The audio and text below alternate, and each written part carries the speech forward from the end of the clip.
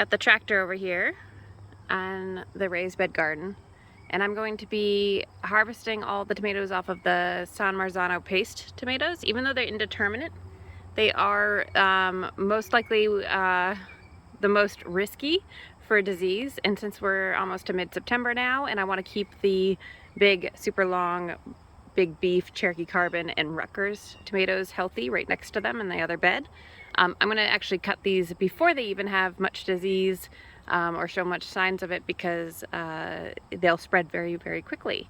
So there is a cherry tomato here on the end. It's a Torahina cherry that I'm going to leave, and I think there's a 2-ounce tomato clementine, I think, in this other second bed in.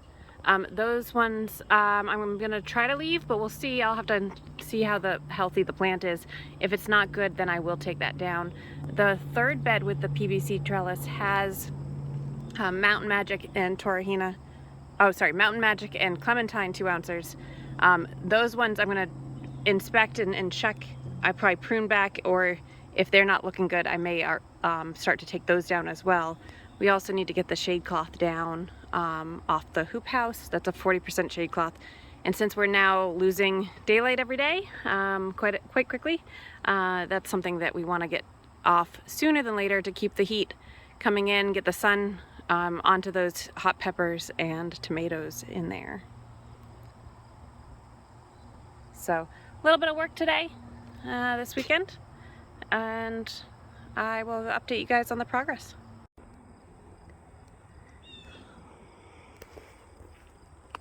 So we have taken down the paste tomatoes.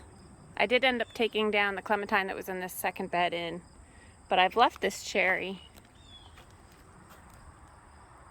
here. Seems pretty healthy still. We did just cut the stems. We didn't dig them up. We didn't want to disturb the soil. So Jace was out here helping. We gotta come back in and clean it up. We gotta add some good compost and probably worm castings on top of this, and take care of the rest of the weeds. And this should protect these tomatoes quite a bit. The one thing I didn't talk about was when you are taking care of some old tomatoes and you get that wonderful tomato hands here, you want to make sure you wash your hands really, really good, arms, anything, even sometimes change your clothing before you're going to do anything in your other tomatoes, including your shears and things like that, your cutters. You want to wash those with like a rubbing alcohol or something, so these will get washed going forward. We were trying really hard not to have any waste go into our compost, so Jace is grabbing all the string here.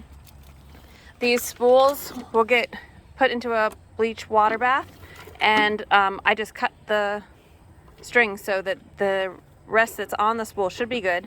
So we'll just do a quick bleach bath for these, rinse them off and let them dry, and they'll be ready for next season.